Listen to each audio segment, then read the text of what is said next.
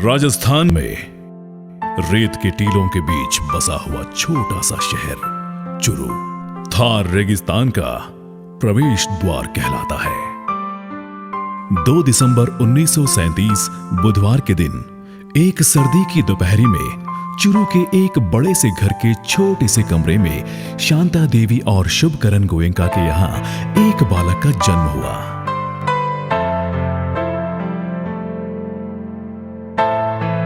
शुभकरण और शांता देवी को पहले ही 4 संतान थी, श्रीनिवास, सीताराम, गीता देवी और गोवर्धन प्रसाद। उन्होंने अपने 5वीं संतान का नाम गोपीराम रखा।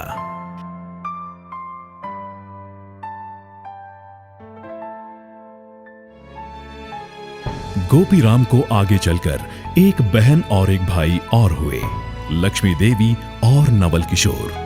बहुत जल्द ही वे एक बड़ी हवेली में चले गए, जहां गोपीराम अपने भाइयों और बहनों के साथ बड़े हुए। वे बहुत उत्साही बालक थे और अपने भाइयों के साथ खेलकूद, विशेषकर वॉलीबॉल खेलना बेहद पसंद करते थे। गोपीराम ने बागला उच्च विद्यालय में प्रवेश लिया और वहीं से 1955 में 10वीं की परीक्षा उत्तीर्ण की। वे स्कूल की वॉलीबॉल टीम में थे और विद्यालय के खेलकूद दिवस पर नियमित रूप से पुरस्कार जीता करते थे। उन्हें जन्म से ही मशीनों से गहरा लगाव था।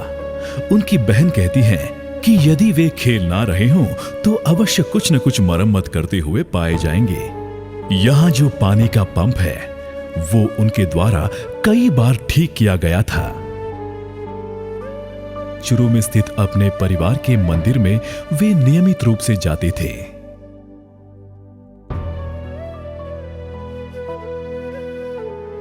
ये मूर्तियां उन्होंने मंदिर को दान में दी थी। गोपीराम 16 वर्ष के थे जब उनका परिवार शिवपुरी चला गया। यहां उन्होंने परिवार के बिस्किट कारखाने में अपने भाइयों की मदद की। कुछ वर्ष बाद गोयंका परिवार हिसार चला गया और ये हिसार ही था जहां गोपीराम गोयंका और उनके परिवार ने व्यवसाय शुरू किया, जो आगे बढ़कर सैकड़ों लोगों की जिंदगी को प्रभावित करते हुए एक भव्य साम्राज्य के रूप में स्थापित हुआ। इसी घर में गोपीराम बड़े हुए और वे यहां अपने 4 भाइयों और मां के साथ देखे जाते हैं। गोपीराम के भाई गोवर्धन प्रसाद और सीताराम आज भी उन्हें बहुत प्रेम से याद करते हैं। 1958 में चुरूवाला मिल की स्थापना की गई। सभी 5 भाइयों ने उसे चलाने में कड़ी मेहनत की।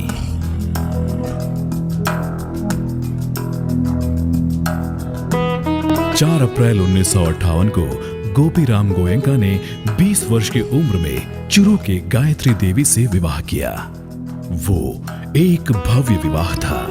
बहुत लोग इस बात की पुष्टि करते हैं कि गायत्री देवी सचमुच देवी लक्ष्मी का अवतार थी। गोयंका परिवार में उनका आगमन समृद्धि की शुरुआत थी। उनकी 4 संतान थी, अंजनी कुमार, सुनीता, बालकृष्ण और शशिकांत।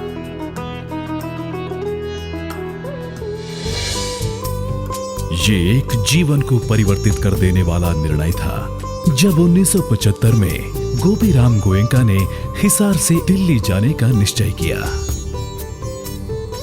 वे विस्तार के बारे में सोच रहे थे और उनके मन में यह बात बिल्कुल नहीं आई कि वे विफल हो सकते हैं। उनका एक सपना था और उन्होंने उसे साकार किया। व्यवसाय का विस्तार हुआ। 1982 में गायत्री देवी के नाम से जीडी गोयंका ग्रुप स्थापित किया गया और गोपीराम गोयंका ने अपने पुत्रों के साथ व्यवसाय को आगे बढ़ाने में जुट गए।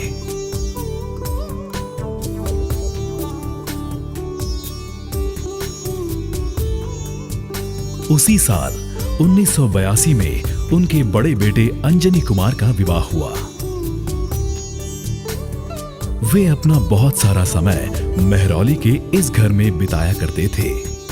और रमाकांत उनका विशेष ध्यान रखते थे।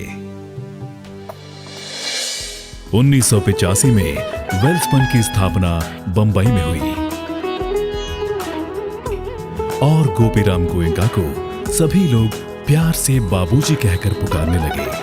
एक पिता के रूप में वे अपने पुत्रों को बहुत प्रोत्साहित करते थे और अक्सर उनसे कहते थे, सबसे बुरी स्थिति के बारे में सोचो जो हो सकता है, और यदि तुम उस स्थिति से निपट सकते हो तो तुम फिर कभी विफल नहीं हो सकते।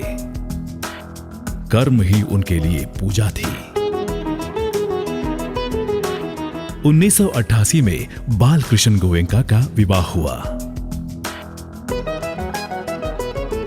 बाबूजी अपने पोतों को बहुत चाहते थे और वे ध्यान रखते कि अपना अधिक से अधिक समय उनके साथ बिताएं।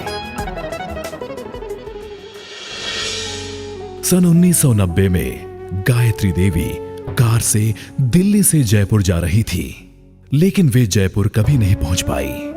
ये एक आकस्मिक हादसा था जिसने पूरे परिवार को हिला दिया।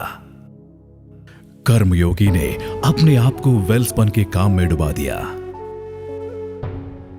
अंजार उनकी कर्म भूमि थी।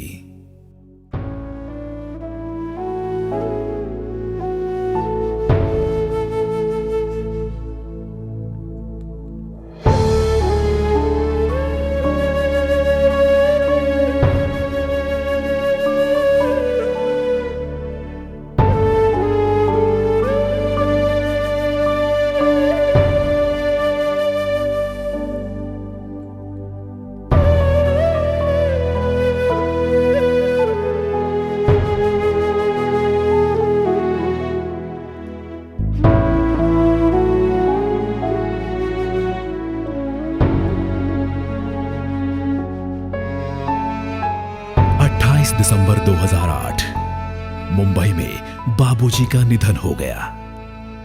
उनका पार्थिव शरीर अंजार ले जाया गया। अपने प्यारे बाबूजी के दर्शन के लिए हजारों लोग प्लांट पर एकत्रित हुए। जैसे मथुरा, वृंदावन, हस्तिनापुर, द्वारका, कुरुक्षेत्र, सोमनाथ भगवान कृष्ण की जीवन यात्रा थी, ठीक उसी तरह चुरू, हिसार, दिल्ली, वापी, दहेज, अंजार बाबूजी द्वारा चुना गया पथ था। उन्होंने एक ही जन्म में सभी जन्मों का लक्ष्य प्राप्त किया।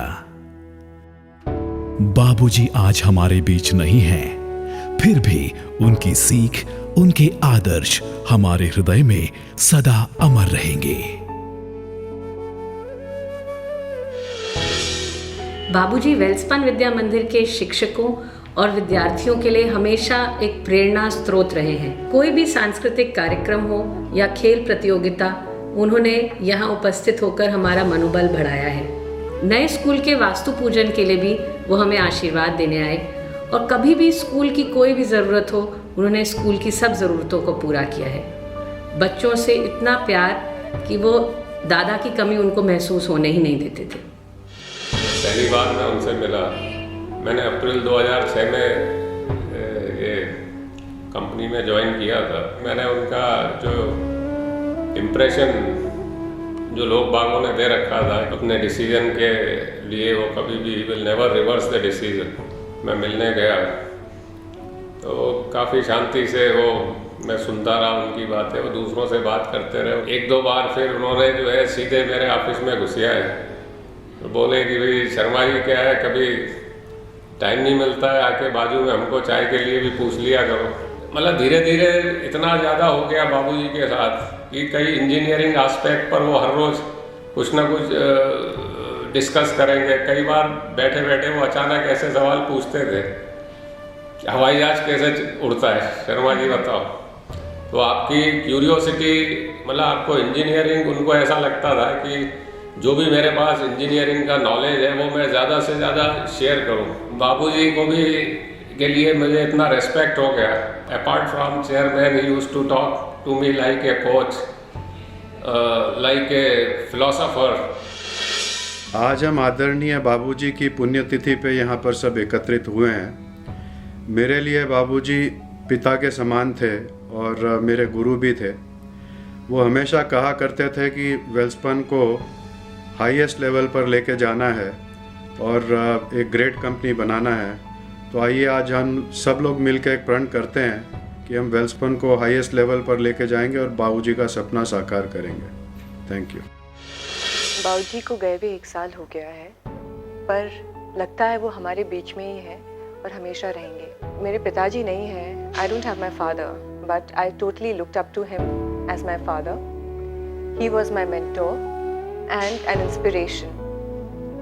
आई would just say that he was a true example in women empowerment.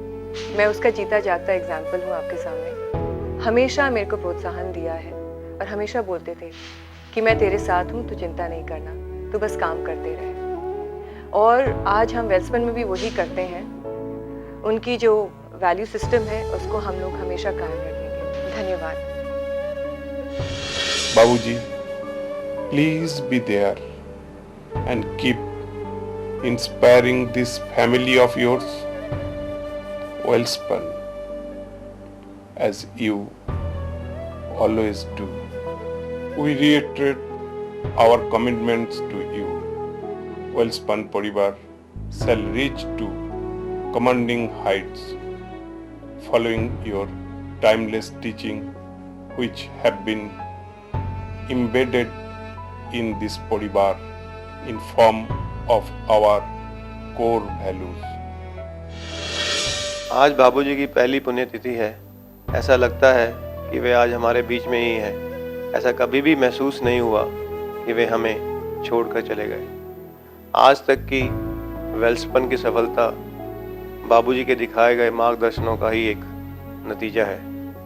बाबूजी ने वेल्सपन के हर सदस्य को अपने परिवार का ही हिस्सा माना है और सबको एक जैसा ही प्यार और मार्गदर्शन दिखाया। जैसा कि हमें सभी को मालूम है, अंजार बाबूजी की एक कर्म भूमि रही है और उन्हें श्रद्धांजलि देने के लिए अंजार से ज़्यादा उपयुक्त जगह कोई नहीं हो सकती। आज हम सब मिलकर उन्हें श्रद्धांजलि देते हैं और उन्हें सबसे अच्छी श्रद्धांजलि देने का एक ही तरीका है कि हम उन्हें उनके बताए गए मार्गदर्शनों पर चलें और वेल्सपन को एक नई दिशा की तरफ लेके चलें। धन्यवाद।